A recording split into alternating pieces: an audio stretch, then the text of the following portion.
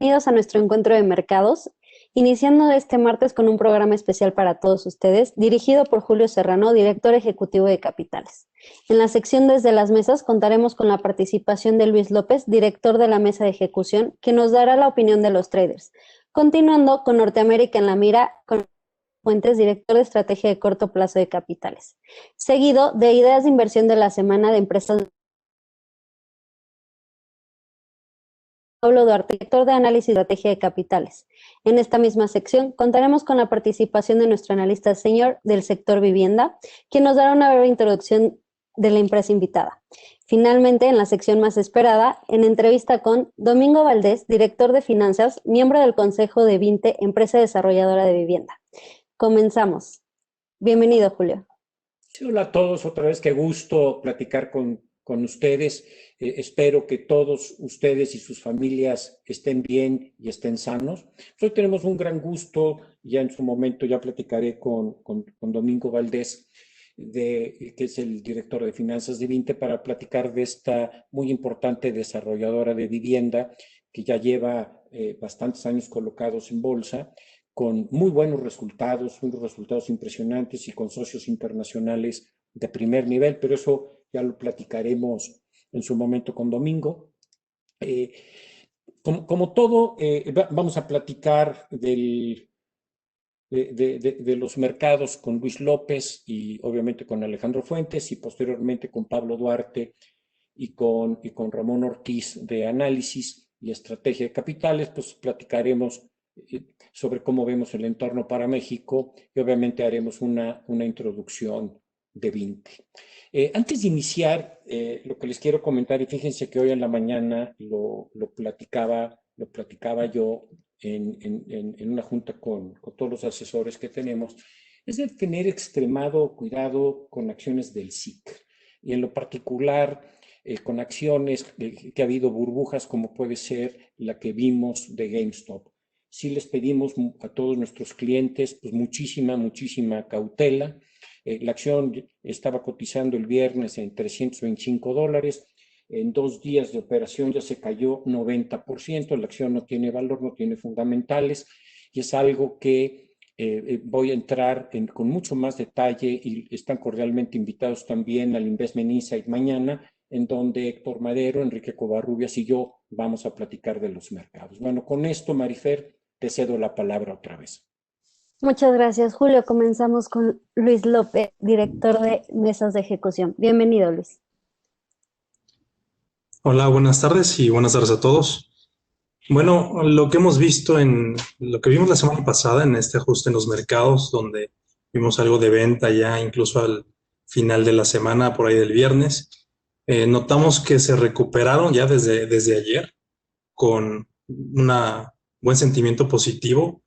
Todas las bolsas en Europa, en Asia y en Estados Unidos pues, estuvieron positivas ayer y hoy continuaron con esa tendencia, lo que hizo que la bolsa en México pues también siguiera ese optimismo que se ve en los mercados. Esto llevado de la mano un poco por noticias favorables en cuanto a la vacunación y al paquete de estímulos que sigue habiendo. Hay que tener cuidado de todas formas por los niveles a los que están los índices actualmente, pero el sentimiento sí ha regresado a ser positivo nuevamente. Ayer estuvo cerrado en México, así es que el movimiento que vimos hoy en la bolsa, que llegó a estar casi al 3% arriba, con un buen volumen operado, regresando un poquito a niveles del 2% ya al final del día, pero creemos que los inversionistas van a seguir activos en esta semana rebalanceando portafolios. Hemos visto a los internacionales entrando al mercado mexicano, así es que creemos que puede regresar una oleada de compras en el mercado. Quiero hablar un poquito de Alfa. Hoy vimos que la acción cayó 6.7%, se operaron 170 millones de acciones. El promedio diario más o menos está sobre 8 millones. Y esto es por una noticia que salió el viernes pasado de que el MSCI, del índice de Morgan Stanley, la iba a sacar de todos sus índices, por lo que eso provocó una sobreventa en la acción, que creemos que va a seguir mañana porque esta salida la anunciaron el viernes con efecto para el jueves, por lo que mañana es el último día en que los índices pueden tener esta acción. Así es que hoy vimos movimientos muy fuertes en acción con mucho volumen y creo que mañana vamos a seguir viendo lo mismo. Tipo de cambio estable sobre niveles de 20.15 ya al final de la jornada, lo que hace que los mercados pues tengan una buena señal para esta semana. Es todo desde las mesas. Que tengan buen día. Muchas gracias, Luis. Continuemos con Alejandro de Estrategia de Corto Plazo. Bienvenido, Alex. Hola, ¿qué tal? ¿Cómo están? Buenas tardes. Ya está. Hola, ¿cómo están? ¿Cómo están? Buenas tardes. Vamos a ver el movimiento que hemos tenido en los mercados en los últimos días. Pues como comentaba Luis, primero tuvimos una caída importante en el S&P la semana pasada. Llegó a acumular un retroceso de 4% desde el máximo que tocó en enero hasta el mínimo de la semana pasada. Y ahí tuvimos la prueba del promedio móvil de 50 días. Era muy importante que respetara este nivel técnico, ya que de lo contrario, primero hubiera marcado un cambio de tendencia en el corto plazo y segundo, ya tendríamos que estar hablando de niveles de soporte tomando en cuenta los Fibonacci, ¿no? Ya más pegados a los 3.600 o incluso 3.500 puntos. Hasta el momento, la recuperación que vimos entre ayer y hoy, pues ha sido muy buena en el sentido de que respetó este nivel de piso y volvió a meter al S&P dentro de esta tendencia alcista que teníamos de corto plazo. Fue un muy buen rebote de corto plazo en el S&P, que está ahorita apuntando por lo menos para probar el máximo que vimos en enero, los 3.870, y de romper, pues podría ya estar buscando, como vemos aquí en la gráfica, niveles incluso un poquito por arriba de los 3.900 puntos antes de volver a tocar resistencia.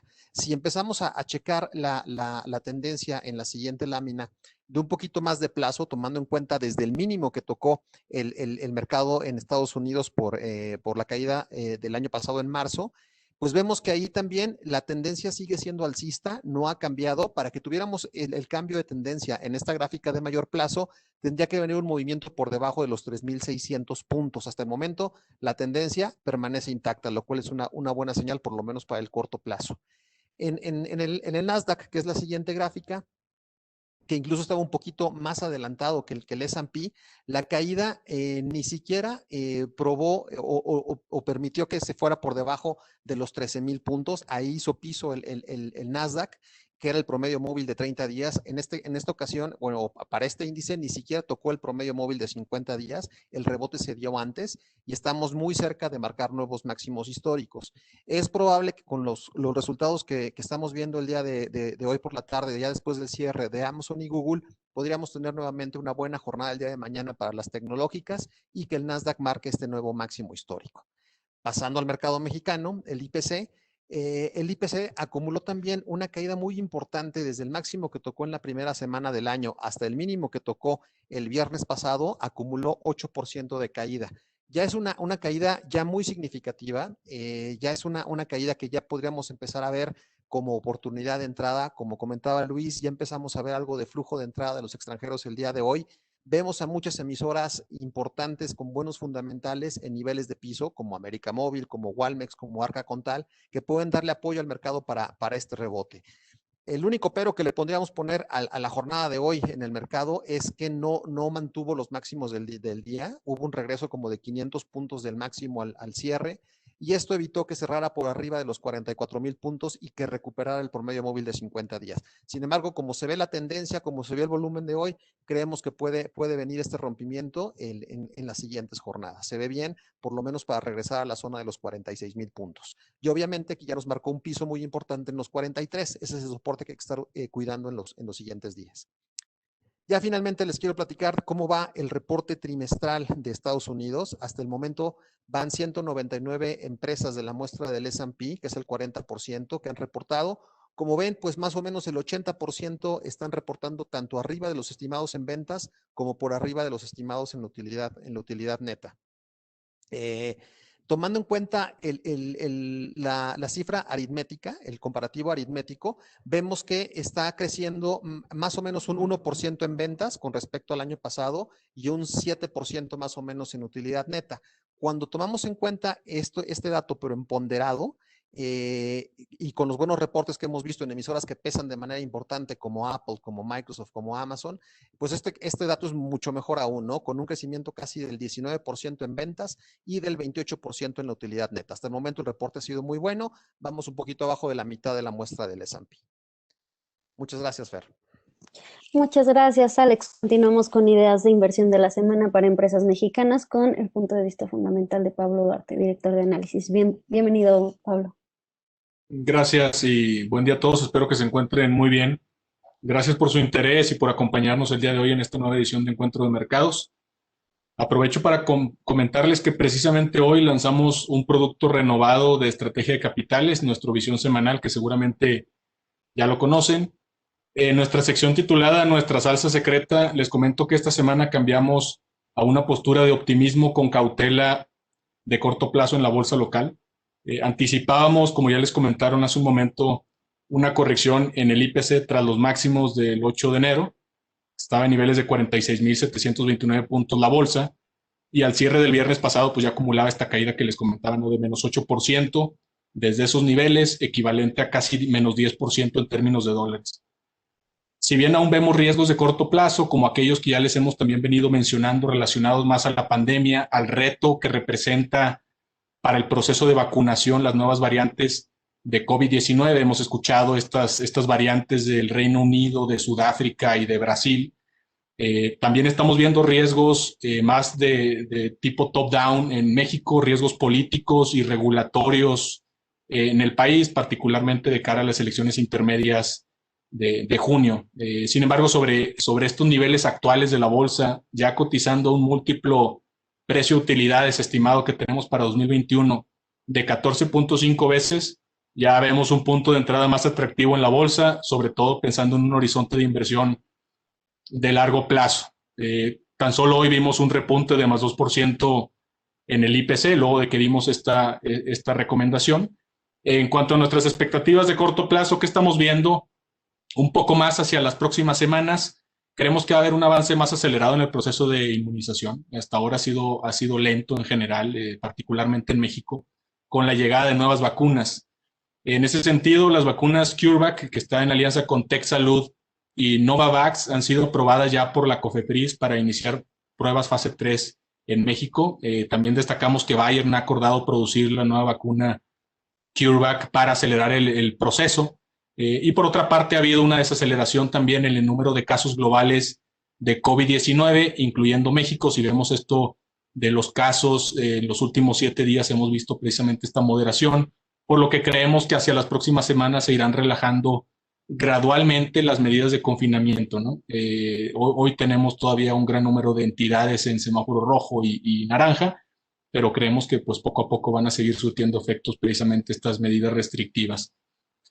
También que estamos destacando sobre los reportes del cuarto trimestre en México, que serán un catalizador positivo, sobre todo para aquellas empresas que fueron más beneficiadas por la reapertura de las economías al cierre del año pasado.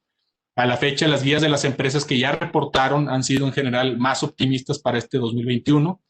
Esta semana estamos esperando los reportes de Bachoco y de Fibra Macquarie. La mayoría de las compañías van a publicar sus resultados a partir del 9 de febrero, incluyendo América Móvil en esa fecha. De forma preliminar les puedo comentar que estamos estimando crecimientos año con año de más 2% en ventas, más 8% en flujo operativo conocido como EBITDA y de más 9% en la utilidad neta para la muestra del IPC. Finalmente, como parte de nuestra estrategia, estamos recomendando invertir de manera selectiva en acciones bajo este entorno. Puntualmente, nuestro portafolio modelo de favoritas, el viernes pasado acumulamos ya un retorno de más 17% por encima del índice IRT de la Bolsa Mexicana de Valores, que es nuestro benchmark desde 2019. Es un récord histórico en desempeño. A precios actuales nos gustan, entre otras, empezando por las más grandes y bursátiles, América Móvil, FEMSA, Jefe Norte, que de hecho esta semana incorporamos a Jefe Norte al portafolio, Bimbo, Arca Contal y las fibras industriales, incluyendo Fibra Prologis, Macquarie y Terrafina. Y otra de las empresas que nos gustan mucho de largo plazo y que de hecho tenemos en recomendación de superior a mercado es precisamente Vinte, nuestro invitado de hoy dentro del sector vivienda. En cuanto a la exposición de los sectores que tenemos en el portafolio, rápidamente nada más comentarles que tenemos todavía una mayor exposición en alimentos y bebidas, que son más defensivos, en bienes raíces, nos siguen gustando estas compañías precisamente por las bajas tasas de interés en el país, y telecomunicaciones, el caso puntual de América Móvil. Estos serían mis comentarios sobre nuestra estrategia de capitales de la semana. Ahora los dejo con nuestro analista experto del sector vivienda, Ramón Ortiz, quien les dará una breve introducción sobre Vinte. Gracias a todos por su atención. Adelante, Ramón. Gracias, Pablo. Hola, buenas tardes. Espero que todos se encuentren muy bien. Como ustedes saben, Vinte es una acción que hemos recomendado en el sector de vivienda, debido a sus fundamentales sólidos y el atractivo potencial de crecimiento que tiene la empresa hacia adelante. Durante los últimos 5 años, Vinte ha evolucionado de forma importante. Sus ingresos y flujo operativo han presentado un crecimiento cercano al 65%, esto al cierre de 2019. Es la empresa líder en los mercados donde participa y a nivel de balance cuenta con uno de los más sólidos dentro del sector. El enfoque de su negocio en ofrecer vivienda sustentable y sobre todo localizada en un entorno que genere plusvalía, la posiciona como la opción más atractiva para elegir comprar una vivienda. Sus productos abarcan desde vivienda de interés social, vivienda media y vivienda residencial. Bajo la contingencia del COVID-19, la industria de la construcción y de vivienda se vieron afectadas. Al comienzo de la pandemia, recuerden que estos sectores fueron considerados como no esenciales. Se detuvo la construcción por cerca de 2 meses. Sin embargo, ya posteriormente se establecieron como actividades esenciales, dando oportunidad nuevamente para reactivar la construcción. En este contexto, es importante resaltar que a pesar de tener la luz verde para reactivar la construcción de proyectos, Vinte dio prioridad a la generación de efectivo y decidió realizar inversiones de manera muy selectiva para desplazar el inventario que contaba ya con el mayor grado de avance. Las ventajas competitivas de Vinte son relevantes, entre las que podemos destacar una base de clientes muy bien diversificada, presencia en los estados del país que más contribuyen al PIB, tiene una integración vertical completa en toda su cadena de producción, que esto va desde la adquisición de la reserva territorial hasta la comercialización de la vivienda. También cuenta con elevados estándares de calidad y sobre todo con un enfoque sustentable y de plusvalía, lo que genera un diferenciador importante respecto a su competencia. Tiene la generación más alta de flujo operativo por casa vendida del sector y cuenta con un balance sólido donde ha realizado pasos importantes con inyecciones de capital y acceso a financiamiento de instituciones con un enfoque sustentable. En nuestra opinión, la coyuntura actual presenta una oportunidad indiscutible para que Vinte continúe fortaleciendo su posición en el mercado de vivienda en México. La industria de la vivienda presenta un déficit importante y la creación de nuevos hogares genera un entorno muy favorable para continuar creciendo. Compañías con acceso a financiamiento y un enfoque en rentabilidad serán las más beneficiadas. En nuestra opinión, Vinte ejemplifica el nuevo modelo de vivienda que se tiene en el sector, justamente con un enfoque en la rentabilidad y al mismo tiempo guardando un balance adecuado con su crecimiento. Gracias por el espacio, Pablo, y les regreso la palabra. Muchas gracias, Ramón. Y ahora sí, en nuestra sección más esperada, en entrevista con Domingo Valdés, director de finanzas, miembro del Consejo de Vinte, empresa desarrolladora de vivienda. Bienvenido, Julio, y bienvenido, Domingo. Adelante. Domingo, gracias. Bienvenido, qué gustazo platicar contigo en este medio. Les platico una historia. Domingo y yo nos conocemos a todos nuestros clientes ya de hace muchos años que conocemos nosotros a Vinte, la calidad de la compañía, la calidad del management, por un lado, y por el otro, bueno, también Domingo y Sergio conocen muy bien y el resto de la compañía nos conocen muy bien. Ha sido una historia muy atractiva la de Vinte y bienvenido. Qué gusto platicar contigo, Domingo. Muchas gracias por la invitación, Julio. Te ves bien, así es que muchas gracias. Un gusto estar aquí contigo. A mí me gustaría empezar, Domingo, por platicar cómo enfrentaron la contingencia desde 3 puntos de vista. ¿Qué hicieron con los clientes? ¿Qué hicieron con los proveedores? Y por otro lado, internamente con sus empleados, con todas las personas que trabajan en Vinte. ¿Cómo enfrentaron esta contingencia ustedes el año pasado y ahora todavía, ¿no? Correcto. Pues ha sido claramente 2020 un año complicadísimo para el mundo, para el país, para la humanidad. Y bueno, lo que nos tocaba con la responsabilidad correspondiente en Vinte, pues era fortalecernos como parte de la pandemia, pensando en una empresa de 100 años.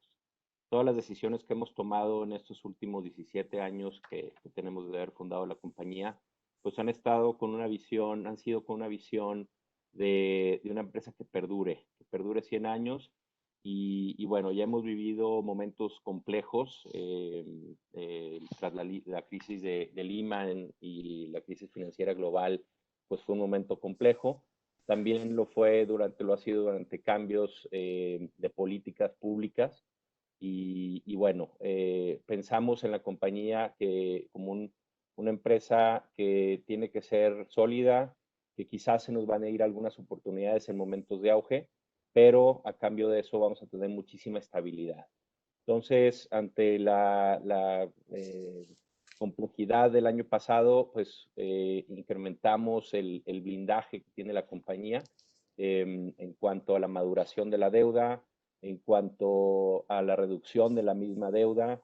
Creo que somos de los pocos sectores en el mundo que como resultado de una planeación de dejar de crecer, pagamos deuda. ¿Por qué? Pues porque dejamos de invertir en algunos terrenos que no sean estratégicos.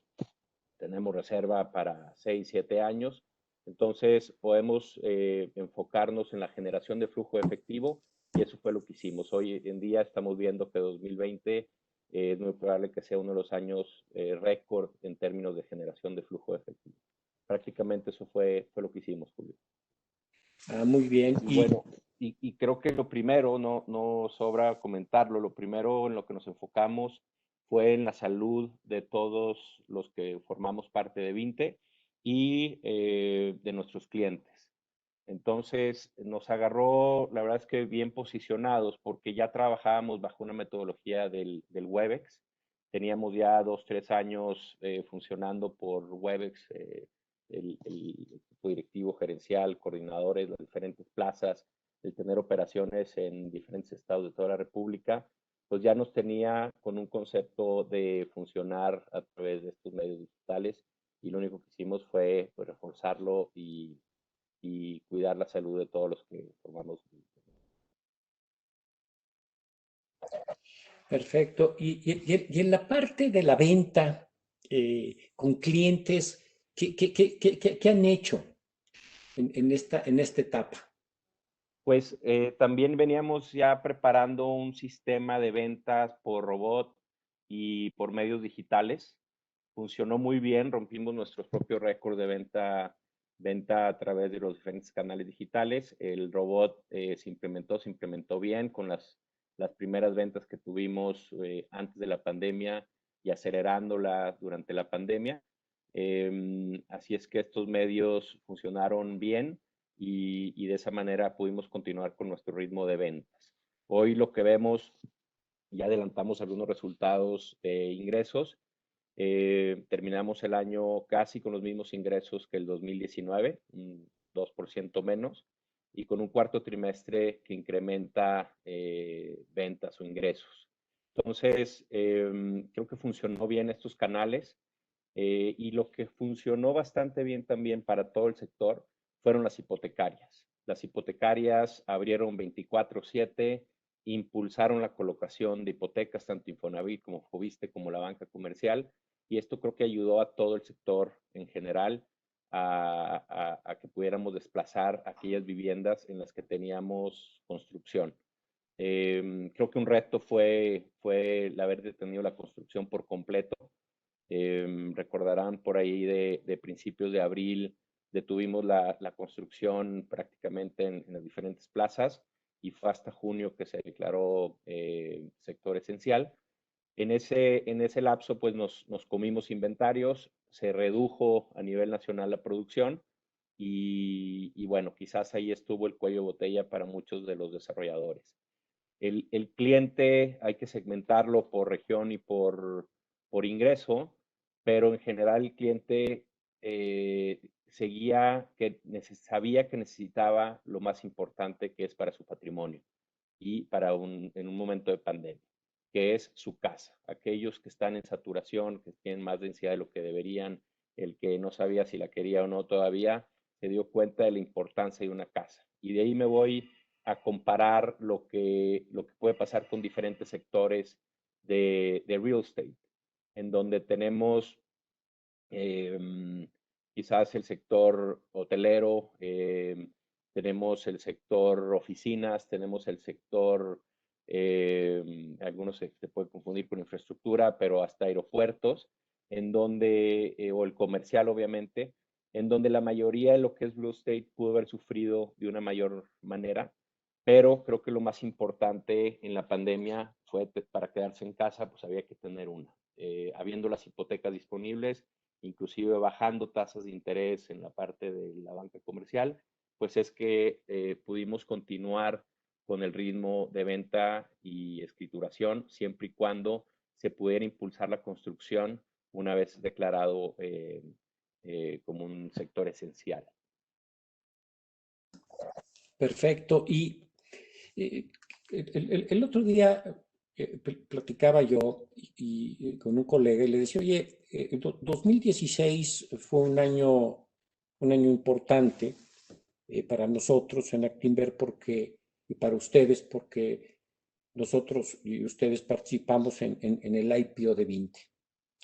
Y pues ya van a ser, cuando fue ya más adelantado el año de 2016, pues este año cumple cinco de estar en bolsa. Y yo creo que una parte importante de esto es qué ha pasado con las utilidades de la compañía desde la oferta pública, ¿no? ¿Qué nos puedes platicar al respecto de las utilidades netas preponderantemente?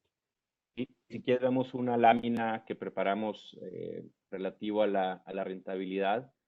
Eh, Definitivamente el hacer un IPO y el estar colocando deuda, que llevamos más de 10 años continuos colocando deuda, pues tiene unas grandes responsabilidades con el mercado, con el inversionista que te apoya.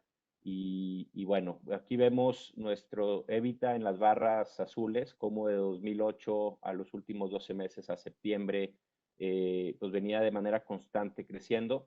Hoy en día, septiembre, lo que vemos que se parece al EBITDA, septiembre del 20 se parece al EBITDA del 18, un par de años antes.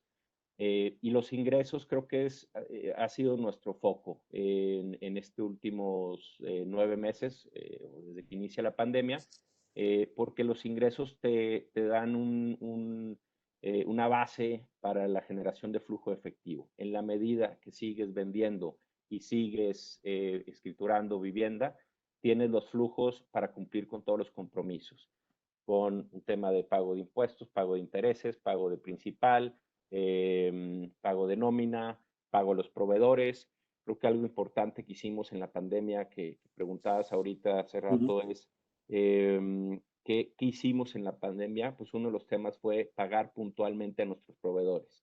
Nosotros recibimos afortunadamente el pago de manera muy puntual del Infonavit, del Fobiste, de la banca comercial, y eso nos ayuda muchísimo a no tener un problema de cuentas por cobrar. Entonces, el estar recibiendo estos flujos, la gran duda es, bueno, ¿a qué le damos prioridades? Y en la medida que se mantienen muy parecidos a los del año pasado, pues sabemos, por ejemplo, que el comprar tierra no era una de las prioridades. Y de ahí al posible récord de la generación de flujo de efectivo. No sé si puedas poner, Gonzalo, la de flujo de efectivo. Si vemos esa lámina, es muy interesante cómo en años complejos, como lo fue 2009, recordemos el PIB del 2009 cae cerca de un 5,5%, pues tuvimos flujo, aunque poco, pero positivo en el 9 y en el 10, con 82 millones de pesos. Entonces, enfocados en la generación de flujo de efectivo en momentos complicados. Luego pueden llegar momentos de inversión, previo al IPO, que fue 2014 y 2015, y que es los primeros años de la administración de Peña, nos enfocamos en la generación de flujo efectivo y ahí generamos cerca de 500 millones de pesos. Luego viene el IPO que mencionas en el 2016 y en ese momento hicimos inversiones importantísimas. ¿Por qué? Pues porque recibimos la capitalización. La capitalización no es para guardarte el dinero, la capitalización es para buscar crecimiento, buscar rentabilidad, buscar nuevos proyectos y en ese sentido crecimos con esa inversión, con esa capitalización del IPO. Luego continuamos con esa inversión en el 18 y el 19 y hoy en día en el 2020 echamos para atrás las inversiones y nos enfocamos en inversiones de corto plazo que nos generarán flujo efectivo a su vez. Es importante este tema porque si uno tiene una casa al 80% de obra y con solo una inversión de otro 20% de edificación adicional, recibimos el 100% del costo de la tierra, de la inversión de infraestructura, urbanización, de edificación, de todo lo que hemos invertido en esta vivienda y de ahí la posibilidad de tener estos niveles de generación de flujo efectivo récord en el 2020. Perfecto. Y ya hablamos de tu generación de utilidades en la historia, pero ¿qué nos puedes platicar de la estructura de capital de Vinte? ¿Cómo está esa estructura al día de hoy? Es interesante, pues cerca del 60% está en manos de los fundadores del equipo directivo, en donde nadie nadie tenemos más del 50%, nunca ha sido el caso. Entonces, siempre hemos tomado decisiones de una manera consensada, de una manera institucional, y lo que hemos ido haciendo a partir del IPO, inclusive un poco antes, que nos capitalizamos con el IFC en el 2008-2009, pues ha sido institucionalizar la empresa. Entonces, el IFC fue nuestro accionista, el Banco Mundial, desde finales de 2008, principios de 2009.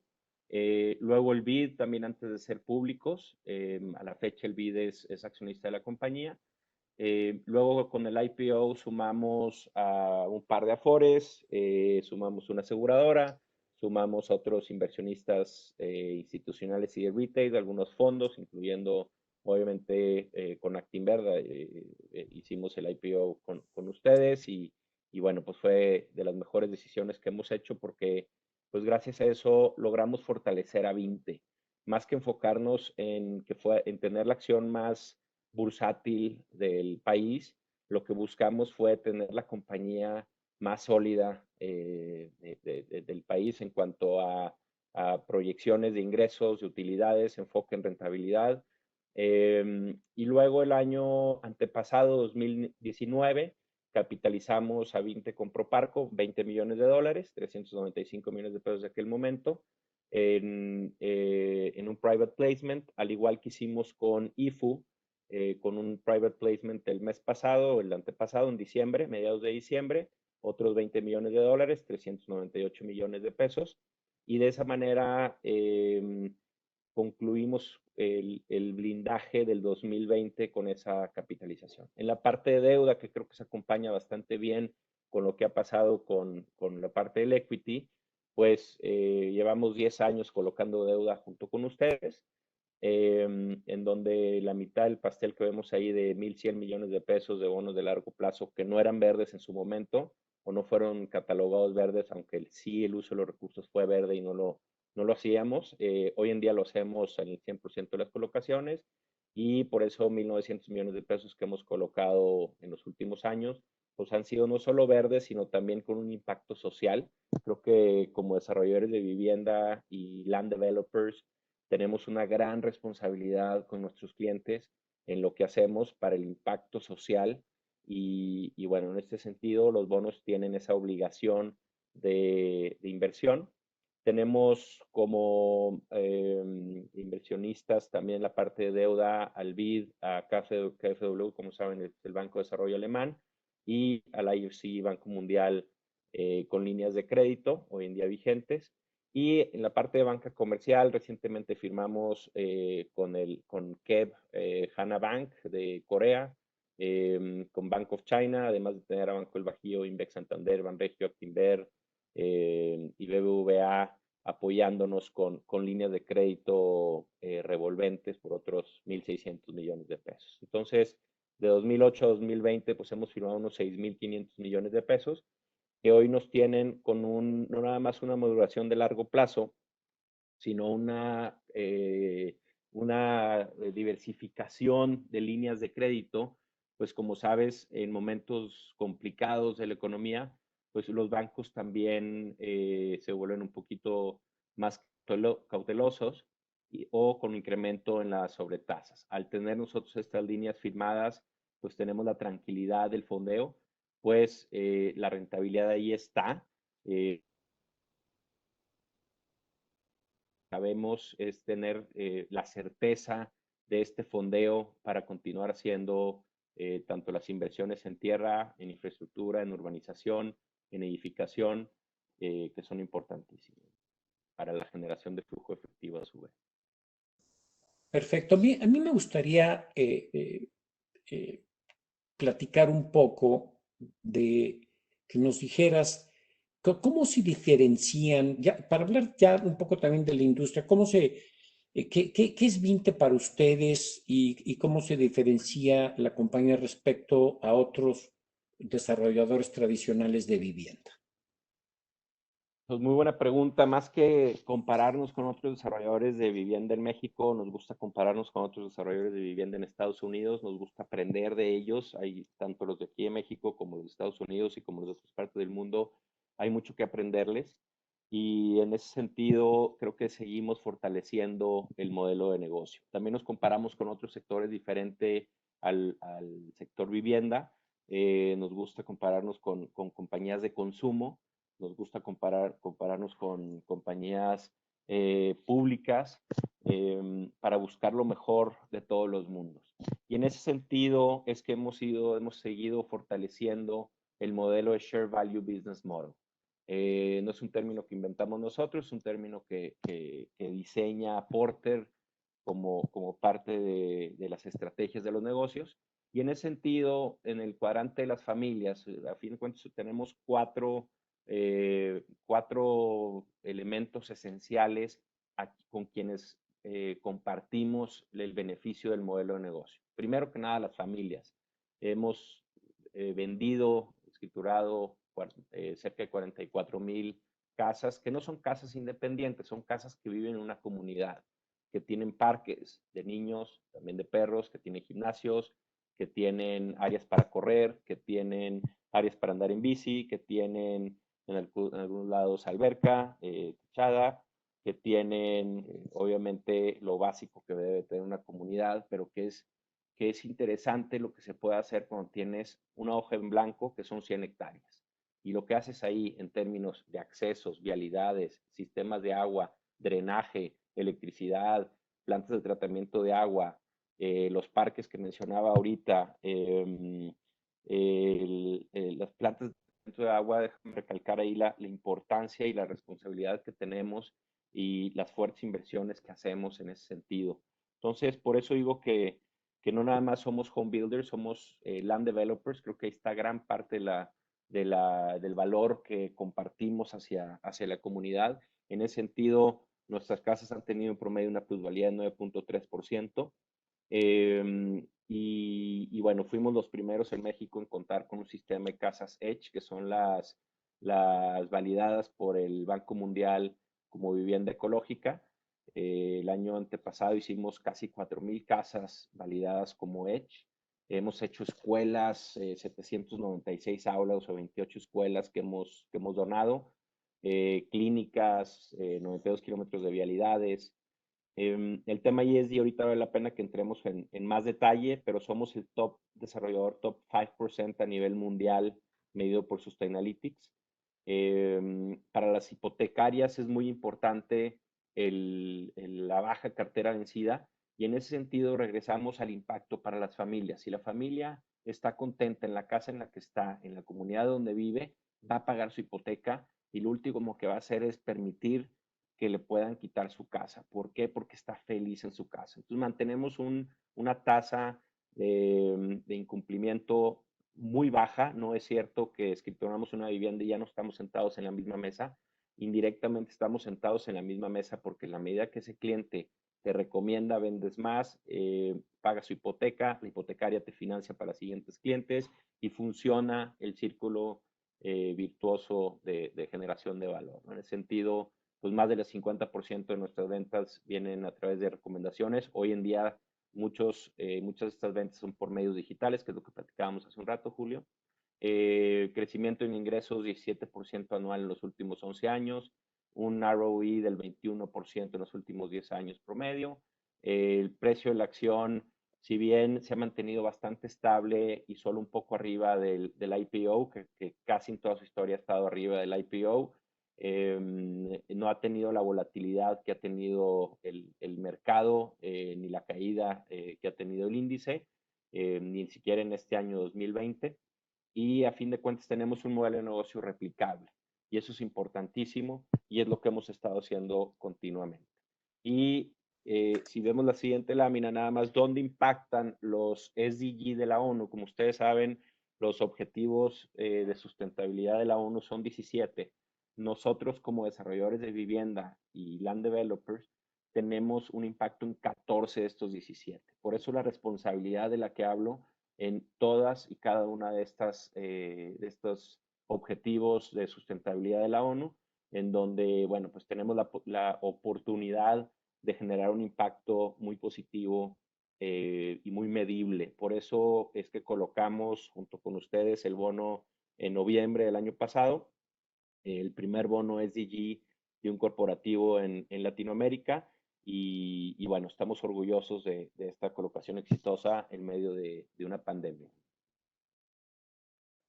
Sí, así es, fue muy exitosa esa colocación, Domingo. Y ya ahorita platicamos de este modelo único de negocio que tienen, que los posiciona de una manera muy importante en el sector. Y ahora pasaría a una última pregunta antes de pasar a la sección de Q&A con nuestros clientes. Y yo lo que te preguntaría es, ¿por qué un inversionista desde el punto de vista de ustedes debe de tener la acción de Vinte en su portafolio? Muy buena pregunta y quizás podamos aprovechar para ver las siguientes dos láminas para contestar esa pregunta. La primera, el común denominador de nuestro inversionista es aquel responsable, aquel que se fija en temas de ESG. Hoy en día es bastante medible, como platicábamos ahorita, somos top 5%, somos el número 9 de 200 compañías de real estate development, según Sustainalytics, o estamos en el percentil 19 dentro de un universo de 12,137, habiendo mejorado en el 2018 al 19, de estar en número 32 al número 19. Esto es bien importante porque ESG lo que mide es el riesgo de las empresas en estos tres conceptos ambientales, sociales y de gobierno corporativo. Entonces, en la medida que estamos bien rankeados aquí, el inversionista puede tener mayor certidumbre de una reducción en el riesgo de la inversión que tiene. Creo que es una manera de contestar tu pregunta. Y la otra tiene que ver con lo que ha pasado con nosotros en el 2020. Si vemos la siguiente lámina, vemos cómo el fondeo que obtuvimos, empezando por el Banco de Desarrollo de Dinamarca, que lidera o administra y solo puede invertir en empresas SDG. Y bueno, pues hace mes y medio validó el precio de la acción, la compañía, después de un due diligence que inició un par de meses antes de la pandemia.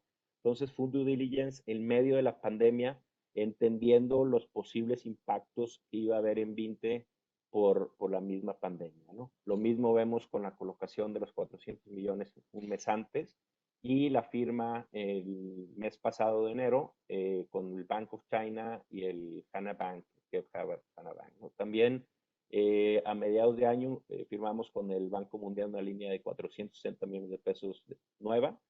Dispusimos más o menos la mitad y la otra mitad la tenemos disponible para futuras disposiciones. Igual con el BID teníamos una línea de 50 millones, hoy de 250 millones de pesos y también de largo plazo. Todo esto son o fondeos en equity o fondeo de deuda de largo plazo, lo cual blinda nuestra operación y nos permite hacer lo que sabemos hacer, comunidades sustentables. Hoy en día un asset que está teniendo unas ventas récord en países como Estados Unidos, tiene que ver con la tasa de interés, tiene que ver con el querer tener una vivienda. Y bueno, pues esa es la responsabilidad que tenemos en Vinte, desarrollar comunidades y casas donde la gente quiera vivir, ¿no? Y eso es lo que sabemos hacer, esa es nuestra especialidad. Pues sí, Domingo, se ve, y nosotros lo sabemos muy bien, que Vinte es una compañía muy sólida, con socios muy importantes, con un gobierno corporativo también muy bueno y que se está posicionando como la líder en este sector. Con esto acabamos esta sección y ahora vamos a pasar a la parte de las preguntas y respuestas por parte de nuestros clientes y asesores. Ramón, adelante. Hola, hola Domingo, nuevamente, mucho gusto platicar contigo y tenerte como invitado. Les recuerdo al auditorio que puede estar haciendo preguntas a través de los medios del chat.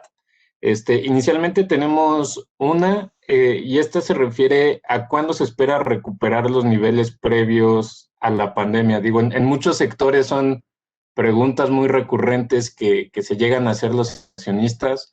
En el caso de vivienda, no sé si nos pudieras explicar un poco cómo visualizan ustedes la tendencia de recuperación que se estaría dando hacia adelante y si se pudiera comparar contra niveles previos a la pandemia, ¿ustedes cuándo verían una normalización?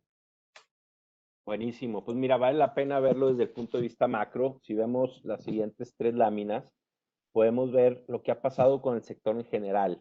Pandemia o no pandemia, venimos desde 2015 y si viéramos esta gráfica inclusive más atrás, con una reducción importante en la producción de vivienda en México. Y esto tiene que ver con otros factores que son diferentes a la necesidad de una casa. Entonces, el match de la oferta y la demanda no necesariamente están alineados como quizás diga el libro de texto. Tiene que ver con la certeza de un desarrollador nuevo, vender todas sus canicas para iniciar un desarrollo de vivienda y saber que el flujo le va a llegar en el año 4 o 5, a diferencia de las institucionales que estamos en un tema de producción de vivienda institucional y que somos realmente los que hemos mantenido un nivel de producción estable o inclusive incrementándose, ¿no? Entonces, hoy en día, pues llevamos ya 5 años de caída en la producción de vivienda y la demanda no ha dejado de ser estable. Tenemos un país con 127 millones de mexicanos, con una pirámide poblacional perfecta, envidiable para muchos países europeos y otros desarrollados que no tienen una base de la pirámide que está consumiendo este tipo o teniendo este tipo de necesidades. Y de ahí que una reducción en la oferta cuando la demanda se mantiene estable, pues es una gran oportunidad de incrementar market share para los que estamos aquí. Y un poco contestando tu pregunta, pues tenemos la oportunidad, los desarrolladores institucionales que tenemos respaldo financiero, para poder crecer y retomar las ventas previo a la pandemia. Yo diría que no es que regresemos a las cifras de antes de la pandemia, porque en ingresos ya estamos ahí, no caímos. Lo que sí tuvimos que sacrificar fue la rentabilidad por una sencilla razón. Decidimos no dejar ir a la gente de la obra durante el cierre de actividades de construcción, porque sabíamos que tarde o temprano, nuestra visión es que tarde o temprano íbamos a regresar a impulsar esta actividad y lo que no quisimos es salir a contratar gente y gente diferente, gente nueva, gente que no tenía la experiencia que buscábamos. También es un acto social el haberlos mantenido en nómina y en ese sentido fue que activamos la producción de manera muy rápida una vez abierta la posibilidad de construcción, ¿no? Nos impacta el costo de haber tenido a la gente sin haber producido nada prácticamente durante 3 meses seguidos, pero pues es un tema que se recupera en los siguientes 12, 24 meses, ¿no?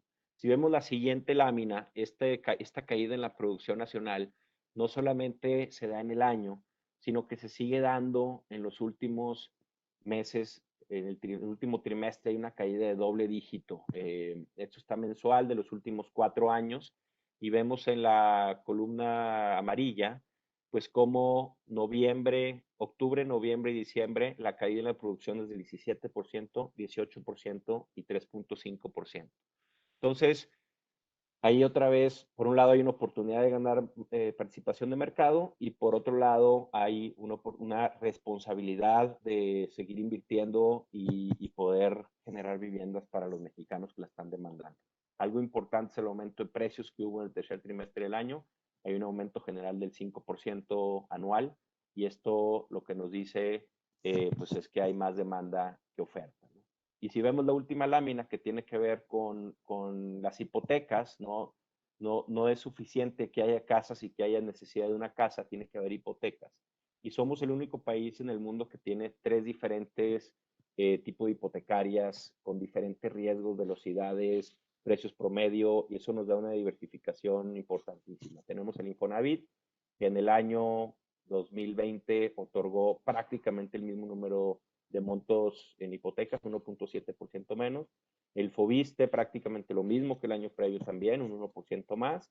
Y la banca un 3.4% menos, solamente que viene de un precio promedio 25% más alto con 24% menos de viviendas. En total tenemos 10% menos de viviendas financiadas, con un 8% de incremento en el precio promedio o en la hipoteca promedia, y un 2.4% menos originado, prácticamente un año pues, bastante estable y relativamente exitoso para las condiciones del mundo ante una pandemia.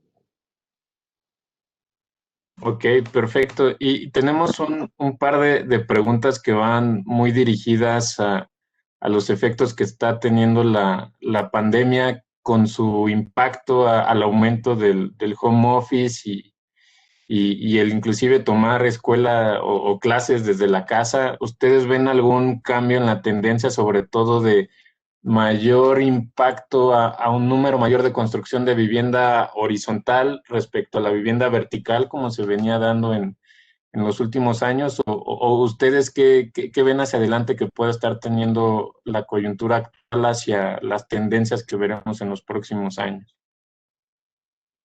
Buena pregunta. En Estados Unidos lo que hemos visto es cómo ha migrado la gente de las ciudades muy grandes de Nueva York, San Francisco, hacia afuera, afuera de las ciudades.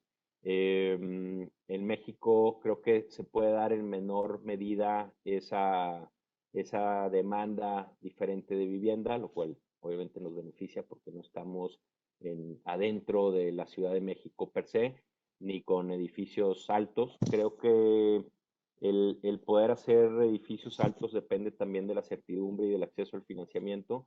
Son inversiones que toman más tiempo y que tienen menos flexibilidad de cambio de producto, por ejemplo. Nosotros tenemos el beneficio de la flexibilidad, inclusive de tener algunos proyectos en donde haya menos demanda, los frenamos esa producción. Si un producto no se está desplazando, pues dejas de producir ese producto y pones el que sí se esté desplazando. Fíjate que el dedo de cámara no se está desplazando y el 3 sí, pues cambias de producto relativamente rápido y flexible en una vivienda más horizontal. Si hacemos vivienda vertical de pisos y lo hacemos con una velocidad muy alta. Esto te genera una menor rotación en el capital de trabajo, una mejor rotación en el capital de trabajo, y esa mejora en la rotación de capital de trabajo pues se vuelve en un menor apalancamiento para la compañía y un menor riesgo más que nada. El riesgo de la venta se reduce en la medida que ya tienes al cliente de la casa que estás construyendo, que es básicamente lo que buscamos nosotros.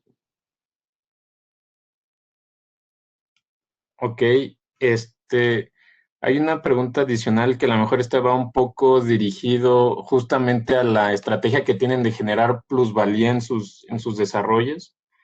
Nos preguntan que si cuentan con alguna plataforma para alguien que quiera vender su propiedad una vez adquirida y ya venderla después de algunos años. Yo creo que ahí nos podrían dar un poquito de detalle de cómo es esta experiencia hacia el cliente al adquirir una casa de 20 con el paso de los años. Pues sucede lo mismo de cuando firmamos una escritura, jurídicamente y financieramente ya no estamos sentados en la misma mesa del cliente y la hipotecaria. Sin embargo, indirectamente, así como nos preocupa que no haya cartera vencida, nos preocupa también que el mercado secundario sea sano de las casas, ¿no? Entonces, permitimos que el mercado sea quien haga que eso funcione, pero con un enfoque muy claro en la postventa.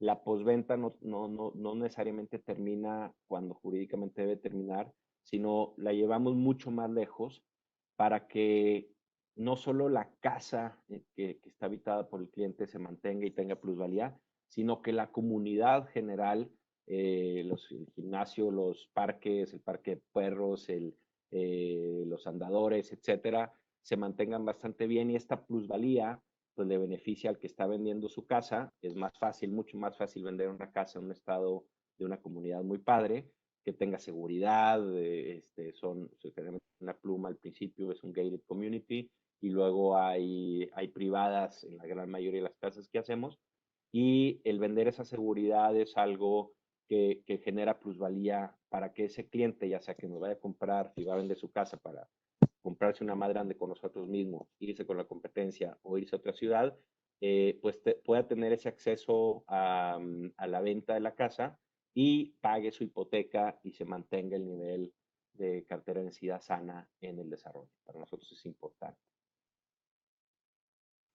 Ok, perfecto. Hay una pregunta que se refería en cuestión del flujo libre de efectivo cuando lo presentaron ahorita en sus láminas. No sé si la duda en específico era preguntando por qué había un par de años con flujo negativo, sobre todo, si mal no recuerdo, creo que era 2018 y 2019. No sé si nos puedes explicar un poquito justamente cómo es el capital de trabajo en el sector de vivienda, de por qué se dan ese tipo de situaciones.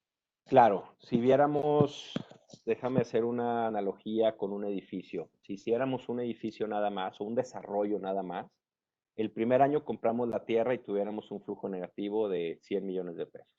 Luego invertiríamos en infraestructura y urbanización otros 200 millones de pesos, tuviéramos menos 100 y menos 200.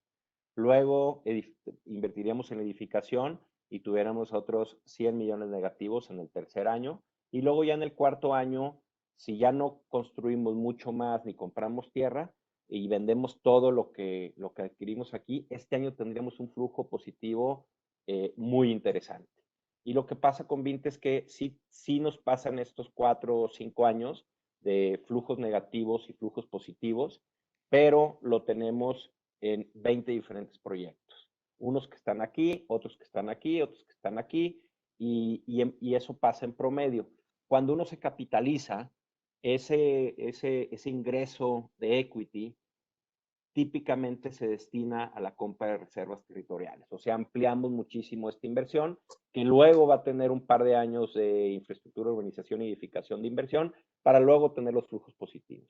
Y es por eso que vemos estos flujos negativos en 2016. Nos entra el dinero, la capitalización, 611 millones de pesos, y pues de los 600 que entraron, digamos que 300, casi 350, 336, no los invertimos o los recuperamos como flujo positivo después de la capitalización. Y lo mismo terminó pasando en 2018. Hicimos varias colocaciones de deuda a largo plazo y el uso de los recursos fueron estos tres conceptos, y de ahí que posteriormente estas inversiones se conviertan en flujo positivo. Entonces, no es exacto el mantener siempre un flujo positivo año con año. Cuando hay capitalizaciones, tiende a haber inversiones en tierra e infraestructura más de lo que genera la operación en sí. Y bueno, de esa manera es como estabilizamos. Lo que sí tenemos es unos niveles de apalancamiento que buscamos nunca sea mayor de 3 veces EBITDA, y lo que también tenemos es pagos de dividendos. Hemos pagado dividendo durante 11 años consecutivos y solamente el 2020 decidimos en la asamblea no pagar dividendos hasta, respecto a la utilidad de 2019, hasta tener mayor certeza de los impactos de la pandemia en los resultados de la compañía. Hoy en día, habiendo visto los ingresos prácticamente iguales 2019 con 2020, decidimos dar un dividendo que se pague el día de mañana por cerca de 100 millones de pesos, que vienen básicamente de la generación de flujo efectivo positivo, y de esta manera se va a convertir en nuestro 12º año de pago de dividendo continuo.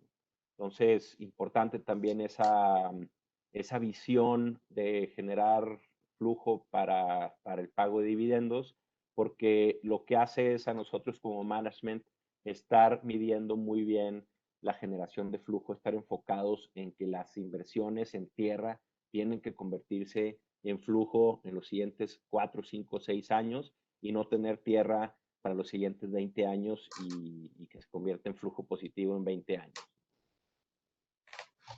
Ok, perfecto, Domingo. Digo, ya nos alcanzó un poco el tiempo. Te agradezco mucho tu presentación. Te regreso la palabra, Julio, para el cierre. Domingo, muchísimas gracias. Gonzalo, también muchísimas gracias por su participación del día de hoy. Tenemos todavía más preguntas, pero ya se nos acabó el tiempo. A todos nuestros clientes y asesores también les agradezco que una vez más nos hayan acompañado. Y bueno, Marifer, te paso la palabra. Muchas gracias a todos nuestros asistentes. Les recordamos que el siguiente martes tenemos un encuentro especial de los reportes del cuarto trimestre. No se lo pierdan. Y mañana Investment Insight a las 6 de la tarde. Gracias a todos por su participación. Buenas tardes.